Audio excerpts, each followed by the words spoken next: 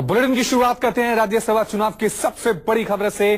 कांग्रेस विधायक करम सिंह ने क्रॉस वोटिंग कर दी है, जिसके बाद अहमद पटेल की जीत पर अब खतरा मंडराने लगा। तो इस वक्त की बड़ी खबर जो गुजरात से आ रही है, जहां पर खबर ये सामने आ रही है कि 44 विधायकों में से एक करम सिंह मकवाड़ा ने क्रॉस वोटिंग कर दी है। कांग्रेस का दावा यही था कि 44 विधायक कांग्रेस के पक्ष में ही वोट डालेंगे और इन्हीं 44 वोटों की बदौलत कांग्रेस अहमद पटेल की जीत का दावा कर रही थी।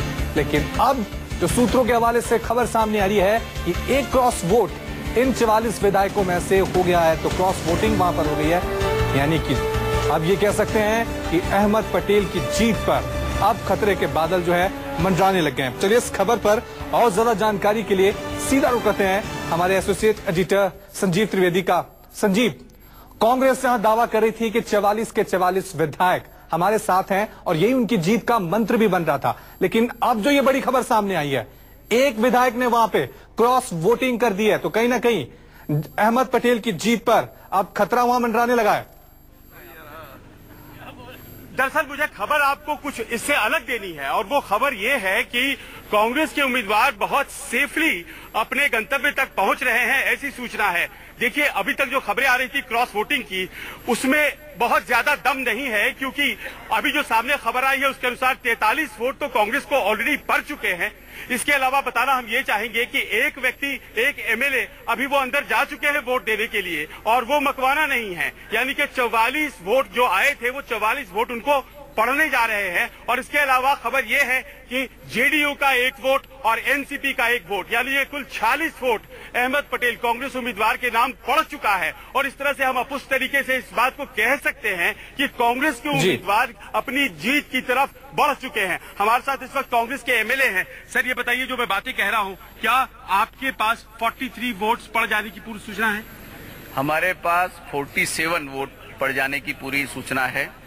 कांग्रेस की एकजुटता, भारतीय जनता पार्टी के अथाक प्रयास के बाद उन्होंने हमारे एमएलए को तोड़ने की कोशिश की, धमकाने की कोशिश लेकिन की, नहीं हो पाया वो नहीं। मुझे जरा से ये बताइए, 44 वोट तो पड़ गए आपके अपने जी। इसके अलावा एक जेडीयू का वोट आपको पड़ा है जी, और इसके अलावा एनसीपी का एक वोट पड़ा है, तो 46 हो गए। बीजेपी में भी क्रॉस वोटिंग हुआ है। जीतने के लिए कितने चाहिए?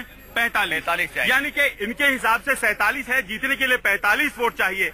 मतलब ये कि कांग्रेस के उम्मीदवार को यूं कह सकते हैं कि भले ही घोषणा होनी बाकी है, लेकिन जीत मिल चुकी है, क्योंकि 45 वोट का आंकड़ा कांग्रेस के उम्मीदवार पा चुके हैं। जी संजीव, आपके साथ के तमाम विधायक भी मौजूद हैं। हम इनसे जानना चाहेंगे, जिस तरह के इनको बेंगलुरु शिफ्ट किया गया था, किस तरह का माहौल वहां पे बनाया गया था, किस तरह से ये आरोप लगा रही थी कांग्रेस की बीजेपी इनको जोड़ तोड़ की राजनीति वहां पे कर रही है, खरीदने की कोशिश कर रही है, और आज जब ये वोट डालकर आ गए हैं, तो अब कैसा महसूस कर रहे हैं? हाँ, देखिए, आप बेंगलोर गए, बेंगलोर में इतने दिन रहे, वहां पर एक दबाव फेस किया आप लोगों ने, अपनों से दूर रहे, यहाँ फ्लड था, फिर आनंद आए, ये तमाम जो पूरा वाकया है, उसके बाद आज आप यहाँ पे खड़े हैं और अपने उम्मीदवार की जीत का दावा कर रहे हैं। आपको लग रहा है कि बहुत मेहनत से निकली है ये जीत? बिल्कुल, हमारे एमएलए के ऊपर जिस तरह से यहाँ भारतीय जनता पार्टी ने जो प्रयास किया, उनके परिवारों को भी धमकाया, एमएलए को भी धमकाया, जो धमकियां दी, जो प्रलोभन दिए, वो एक लोकशाही और प्रजातंत्र के अंदर एक कलंकित घटना है। इस तरह की घटनाएं नहीं होनी चाहिए। प्रजातंत्र ने जो बंधारण हमारा बना है, उसके अनुरूप भारतीय जनता पार्टी को चलना चाहिए। एक तरफ वो देश के अंदर अपने आप को अभी छाती ठोक ठोक कर कह रहे हैं कि हम ये करेंगे, ये निर्णय हम कर रहे हैं, एक तरफ लोकशाही की परंपरा को तोड़ने का कोशिश उनकी तरफ से प्रयास हो रहा है। तो ये सारा गुजरात में जो बना, पूरे देश ने देखा है, पूरी गुजरात ने देखा है किस तरह एमएलए को धमका गया, किस तरह करोड़ों रुपए की उनको प्रलोभन दिए गए, लोभ लालच दी गई। लेकिन ये आरोप भी हो सकते हैं, क्योंकि आप लोगों ने दूर रह करके अपने आप को एकत्र करने के लिए कुछ आरोप भी लगाए थे। अब उनका ये कहना है कि देखिए, हमने तो कोई दबाव डाला नहीं है उनके ऊपर, वो उनको वोट किया, लेकिन आपके 56 में से अब आपके साथ 44 हमारे जो आरोप थे वो हमने प्रमाणित किए गए हैं।